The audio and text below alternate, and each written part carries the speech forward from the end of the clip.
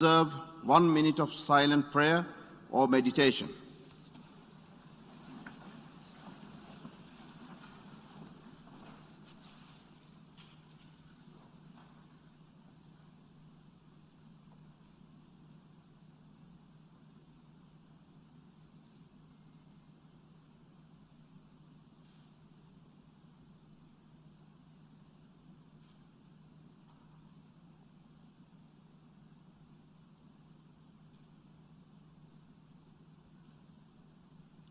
Thank you.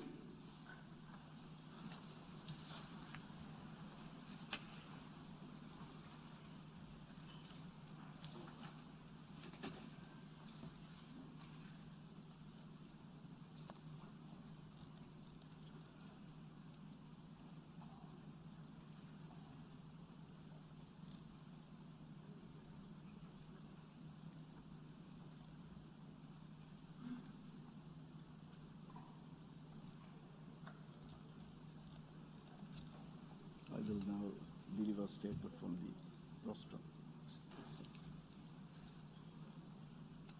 I will now deliver a statement from the rostrum.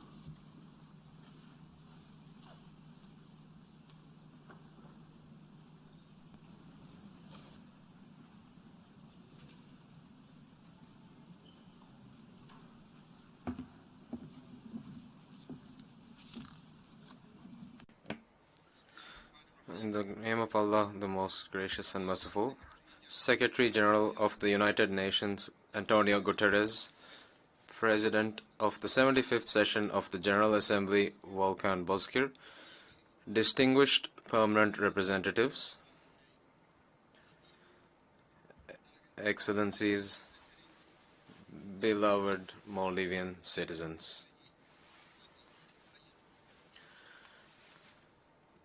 I stand here today after taking oath of office as the President of the United Nations General Assembly, humbled by the trust and the responsibilities you have entrusted to me,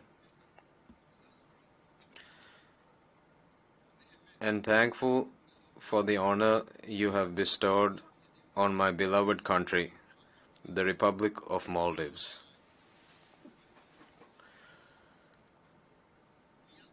The red, green, and white flag of the Maldives is flying at the highest peak today.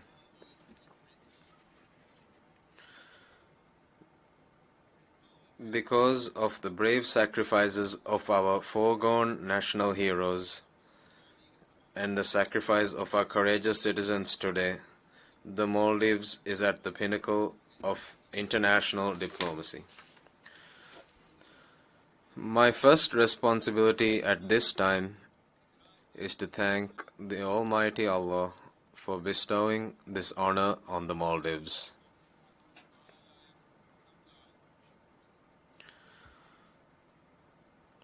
Today, we are witnessing the advances the Maldives is making internationally under the leadership of President Ibrahim Mohamed Saleh. Proof that the world has accepted President Saleh's foreign policy. Proof of the close relationship the Maldives enjoys with the international community today. The seeds that we Maldivians have sowed so diligently growing into bountiful fields.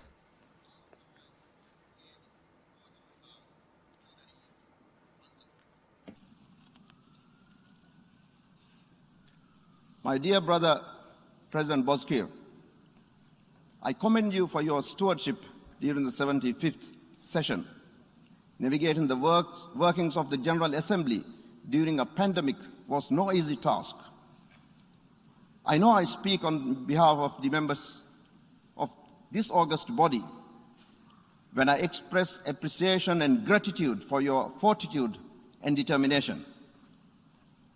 Your championship of in-person diplomacy and for a reopened United Nations General Assembly is testament to your commitment to multilateralism. I wish you all the best of luck in your future endeavors, my dear brother. Dear Secretary General Guterres, I look forward to working closely with you as we begin your second term. I'm aware of your priorities, restoring trust and inspiring hope. The underlying thread in your approach to solving global issues is prevention in all its aspects, from conflict, climate change, pandemics, to poverty and inequality. Whether it is prioritizing gender parity within the United Nations or launching a global conversation on building a better future for all, United Nations response to current and future challenges, you will find in me a willing partner. Excellencies, dear friends, to say that it has been a challenging 18 months would be an understatement. Millions have perished, hundreds of millions have been ill, billions have suffered. But I want to avoid listing of statistics. We did not experience this pandemic in numbers. We experienced it on personal level. We lost loved ones, lockdowns restricted our personal freedom. We were distanced from our family and friends. Hospitals were overwhelmed. Frontline workers were exhausted and at risk. So many lost jobs, suffered and continue to suffer economic hardship. And each of us lived with constant fear of ourselves and our loved ones.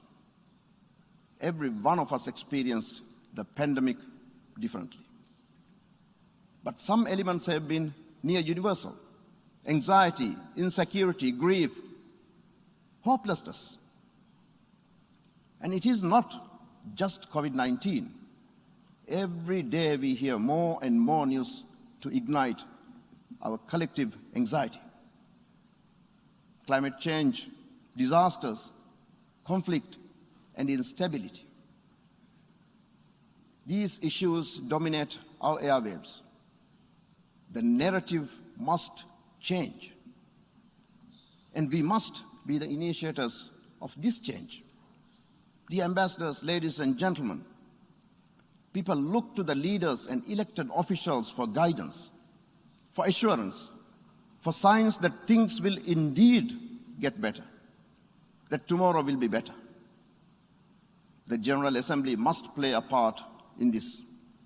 The peoples of the world may not know the specifics or the details of resolutions and decisions we adopt here, but they know what we stand for.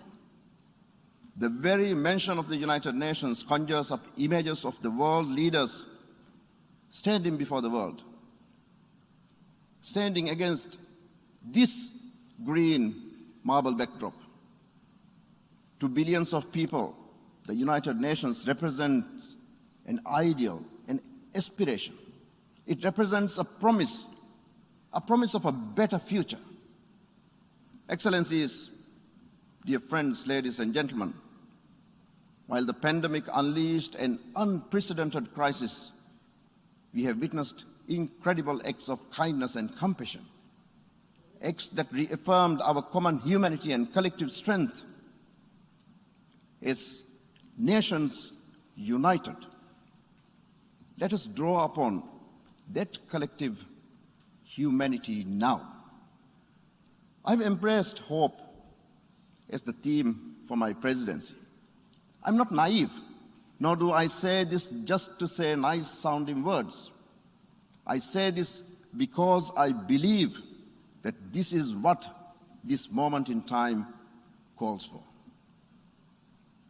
Hope is never overrated or cliche. Those are the words of cynics. Hope is what drives us not to give up, even when the odds seem high. We place our hope in humanity because at the end of the day, that is all there is. We are 7 billion people on this planet. All we have is our common humanity. All we have is hope. That we can find in ourselves the courage and the motivation to push forward. This is the narrative we must tell. We must stand before our 7 billion constituents and demonstrate to them that we are aware of their plight and their anxiety, that we are listening, that we are willing to work together to overcome those problems, that the United Nations is relevant to today's crisis as it was 76 years ago during the aftermath of the Second World War. Excellencies, I promised you 5 rays of hope. On recovering from COVID-19, vaccinating the world is my top focus. We simply must close the gap to vaccine access. With this in mind, I will be holding a high-level thematic debate on vaccine equity with leading experts and world leaders. And you are all aware our host country has made vaccines universally available to the whole United Nations family, including staff and delegates. I'm glad to announce that the City of New York will also be offering vaccination and testing resources for all the attendees of the high-level week. I urge all of you to be an example to the world and do our part in following local requirements. On my second ray of hope, rebuilding sustainably from the pandemic, I will work with the Economic and Social Council, the United Nations system, and international financial institutions to help ensure that the socio-economic recovery is forward-thinking, that it is bluer, greener, and more resilient. Discussions on joint efforts are already underway. Targeted interventions for countries in special situations will be a necessity.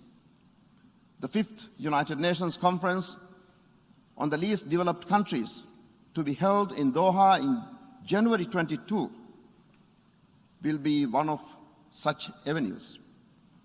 The ongoing discussions on the Multidimensional Vulnerability Index will be another. And as promised, I will also announce the reconstituted Advisory Board on Least Developed Countries, Landlocked Developing Countries, and Small Island Developing States in the next few days.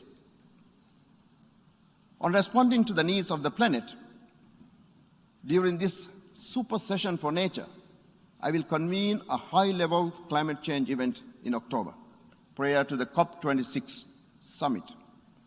The goal is to galvanize our collective ambition and push for concrete actions that deliver change. And towards the end of the 76th session, I will hold a high-level thematic debate on the efforts needed to address the interlocking challenges facing our environment. Such an appreciation of the interconnected world we live in is important. Respecting the inherent dignity and of the equal and inalienable rights of all members of the human family will lay at the heart of every process that we as member states embark on during this 76th General Assembly session. On gender issues, I intend to reconstitute the Gender Advisory Board. I also would like to repeat my earlier pledge that I will only participate on those panels that are gender balanced. I've also made training courses on gender equality and on the prevention of sexual harassment mandatory to all my staff. I call on each one of you who have not already done so to undertake similar initiatives and to become gender champions in your own right. Please join me in this endeavor. Youth participation in decision-making is also an important priority for me. You're already aware of my decision to launch the President of the General Assembly Youth Fellowship Program. This will be a signature initiative to empower youth. By offering opportunities to young diplomats and civil servants from underrepresented countries, we will strengthen the global multilateral system. We will open doors for the youth. I thank member states who have already contributed towards this fellowship. I invite all the other member states to also invest in the future of multilateralism.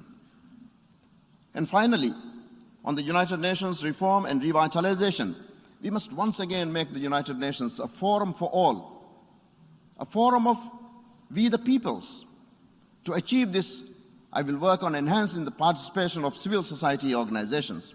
I will engage regularly with the civil society and youth through town halls and engagements with both CSOs and young people. Excellencies, I promised an office that is gender-balanced, multinational, with geographical diversity. I'm proud to announce that my team is gender-balanced, including my senior cabinet. The median age of my office is 40, just a tiny little bit younger than me. My office includes representation from over 30 countries, representing all the 5 regional groups. Excellencies, dear friends, yes, it has been a tragic and challenging year. But this is a new session.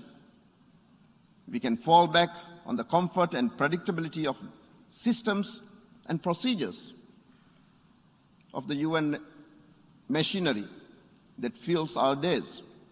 Or we can choose to push forward and turn the page. We can choose to write a new chapter. Let us choose the letter. Let us dare to dream and let us dare to hope, to embrace the presidency of hope. I thank you.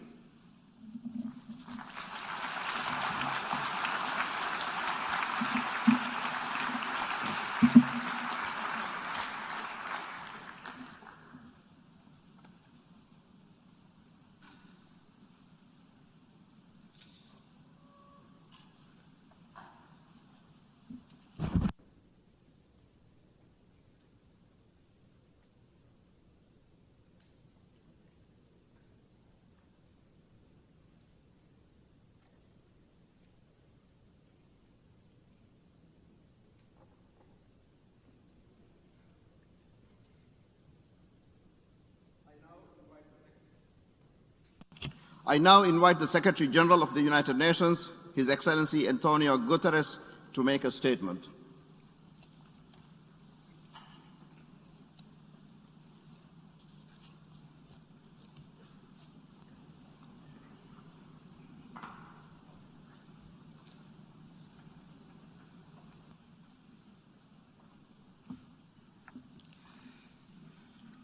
Mr. President of the General Assembly, Excellencies, ladies and gentlemen, it is a pleasure to join you again for the opening of the 76th session of the General Assembly.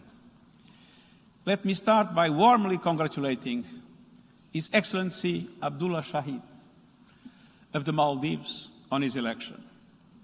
His long-standing diplomatic experience, including as Minister of Foreign Affairs, will serve him well in this new role. And coming from the Maldives, he brings a fresh perspective of the unique experience of small island states. Mr. President, I look forward to close collaboration as we work to serve and support countries during this extraordinary moment in time and live up to the great promise and potential of the multilateral system and the United Nations. You can count on the full support and partnership of the UN family as you carry out the important work of this Assembly. This spirit of partnership, of union for a common cause, is at the very heart of the work of our organisation, and this spirit is more important than ever before.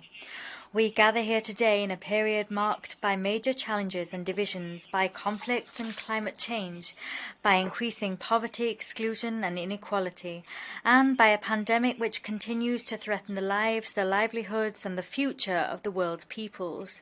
These problems are exacerbated by the divisions which sow cracks in our world, by the gaps between the rich and the poor, between those that take basic services for granted, food, running water, access to healthcare, and those for whom these essential services are but a pipe dream, between those who have access to a classroom and to the skills necessary to build a better future, and those who are denied this opportunity because of their poverty or gender, between those that can benefit from a life-saving vaccine against COVID-19 and the others.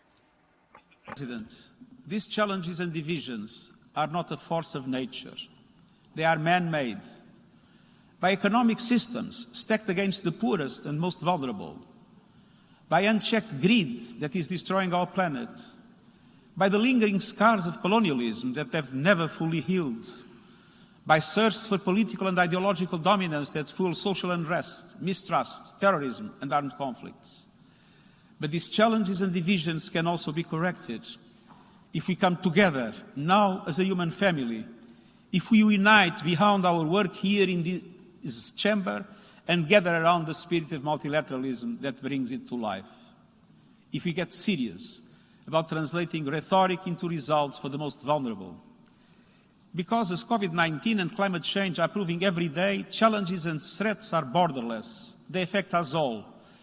Before the pandemic struck, the world was off track to meeting many of the Sustainable Development Goals. COVID-19 has placed our goals even further out of reach. We must accelerate. We need to speed up our response to COVID-19 with vaccines, treatment and equipment for all, not only those with the most. We need to invest in all of the systems that support human development, healthcare, nutrition, water, education and protection and full equality for girls and women. We need countries to commit and live up to bold climate targets at COP26 in Glasgow. The war on our planet must end. The wars on each other need to end too. It's time to focus on fighting humanity's common enemy, the pandemic. The members of this Assembly must speak with one voice. We need peace now. Mr. President, throughout this work, we need to recommit to the values that have animated the United Nations from day one. Human rights, supporting the most vulnerable, peace through dialogue, solidarity in the face of challenges that threaten us all. We are here, all of us, because we believe in these values and because we believe a better world is possible. Over the next year, every day, let us keep this better world in view. Let us live and breathe our values in this Assembly and across our work. And let us prove, not through words, but through our actions and collaboration, that multilateralism is the only pathway to a better future for all. Mr. President, the entire Secretariat is at your disposal. We look forward to working closely with you and this Assembly during the 76th session. And I thank you.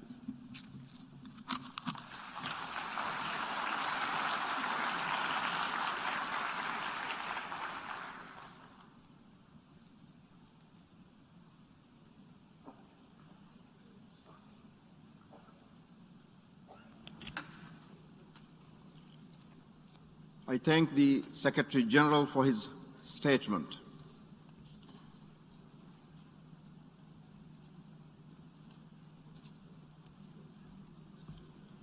Next, I would like, in keeping with established practice, to invite the attention of the General Assembly to document A/76/318. It contains a letter from the Secretary General addressed to the President of the General Assembly, in which he informs the Assembly of the Member States in areas in the payment of their financial contributions to the United Nations within the terms of Article 19 of the Charter. I would like to remind delegations that under Article 19 of Charter, a member of the United Nations which is in areas in the payment of its financial contributions to the organization shall have no vote in the General Assembly if the amount of its arrears equal or exceeds the amount of contributions due from it for the preceding 2 full years. The General Assembly may, nevertheless, permit such a member to vote if it is satisfied that the failure to pay is due to conditions beyond the control of the member. May I therefore take it that the General Assembly takes note of the information contained in document A/76/318. It is so decided.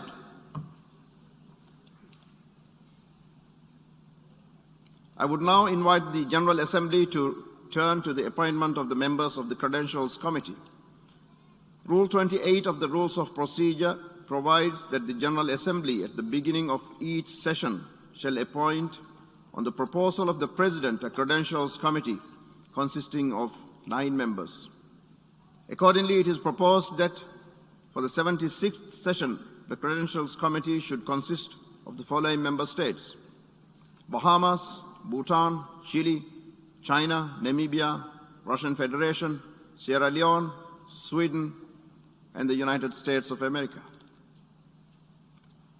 May I take it that these states that I have just mentioned are hereby appointed members of the Credentials Committee.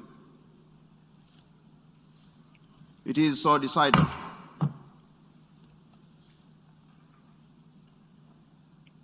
As it appears, delegations are reminded that credentials should be submitted to the Office of Legal Affairs. Additional details are available in the information note A/INF/76/4/revision 1. The Assembly will now turn its attention to document A/76/316, containing a letter dated 7 September 2021 from the Chair of the Committee on Conferences, addressed to the President of the General Assembly. Members are aware that pursuant to Section 1, Paragraph 7 of Assembly Resolution 40/243 of 18 December 1985, no organ of the General Assembly should be permitted to meet at United Nations headquarters during the main part of a regular session of the Assembly, unless explicitly authorized by the Assembly.